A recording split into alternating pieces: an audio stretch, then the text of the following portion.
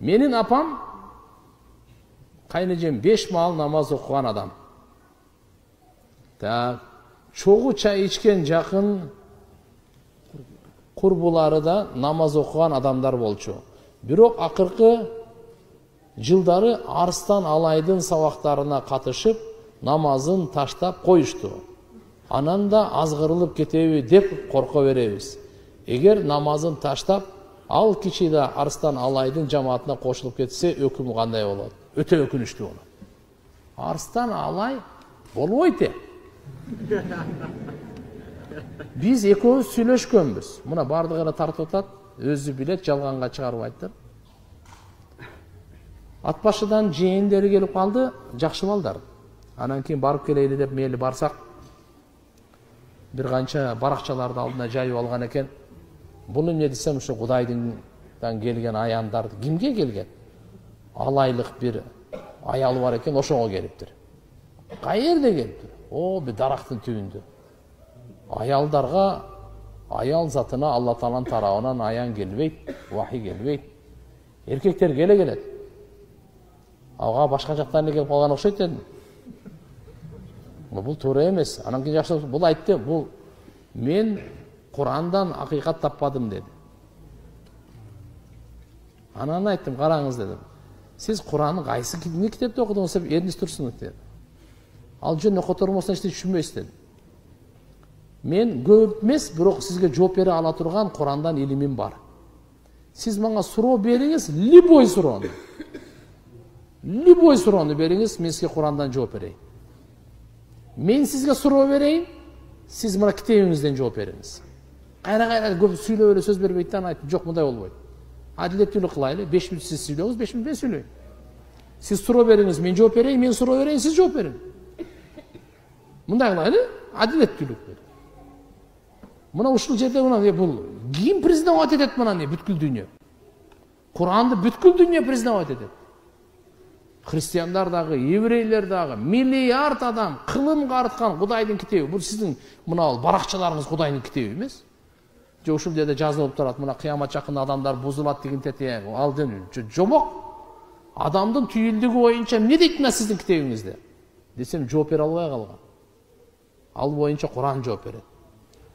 Галактика боюнча эмне дейт китебиңизде? Пайгамбарлар боюнча эмне дейт китебиңизде? Чекеден айтып берейин. Мурас боюнча эмне дейт китебиңизде? Мен суроолорду берейин. Кыйла ооп калды. Ойлонуп калды. Таппай калды. Анан айттым, байке, сизди биз сыйлайбыз. Сизди укканбыз. Ажыга жиберген экен апасы, мечит курган экен. Эми ушундай болуп кетсеңиз эми жакшы болбойт дейм. Туура эмес дейм буну. Адамды адаштырып атасыз, адашып атасыз. Андай эмес да, кыйла бир сааттай. Бирок аялы кыздары бар экен, атай күйөт экен. Алар динди кармаган намаз окугандар эле экен. Ушу эми күйөсү да эми кандай болбосун ушу туура жолго салса экен деп атай чакырган үйүнө барганбыз. Бул көп жыл болуп калды. 2012 беле, 2011би, бир 10 жыл болуп кетти го дейм да. Анан ошентип кичине айтып сүйлөшүп дагы жолугабыз деп кийин анан жолукпай калдык. Мыналарга Арыстан Алайга кадам таштабасын. Адашат. Имандан ажырайт. Кудай сактасын, ахирети күйүп кетет. Андай кылбасын анан.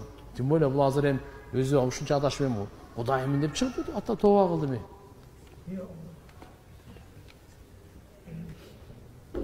Менин кызымдын окууга болгон кызыгуусу такыр жок. Азыркы убакта сотко абдан глобалдуу болуп калбадыбы? Так.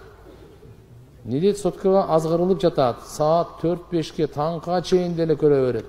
Бир нерсе айтып бүтпөйт дейби, бирок кайра жазылат. Сезимин кантип ойготсом. Мындай кылыңыздар, үйдө диний китеп окугула.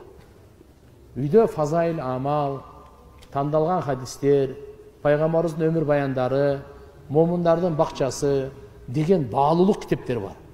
Вот ошо китептерди окуса, адамдар жакшы амалдарды кылууга кызыгат. Китеп сөзсүз болуш керек. Кызыңыз окубаса дагы чайда отурганда 10-15 мүнөт окуп коюңуз, хотя бы аз деп. Макулбу? Анан кийин карап туруп, мисалы, апталык таалимдери бар. Ошол жерге баргыла. Жамааттар келет, мастураттар менен Бишкектен, Оштон, ар жерден. Ошолордун сабактарына барып, 1 саат, бир жумада катышып койгула. Кудай кааласа, иншалла жакшы болот. Алла Таалам кабыл кылсын. Тугандар, бир дуа кылайлы. Мына бардыгыбыздын бул бүгүнкү маегибизди Кудайым өзү кабыл кылып ыраазы болсун. Жамал жакшы убактыңыздарды бөлүп келдиңиздер.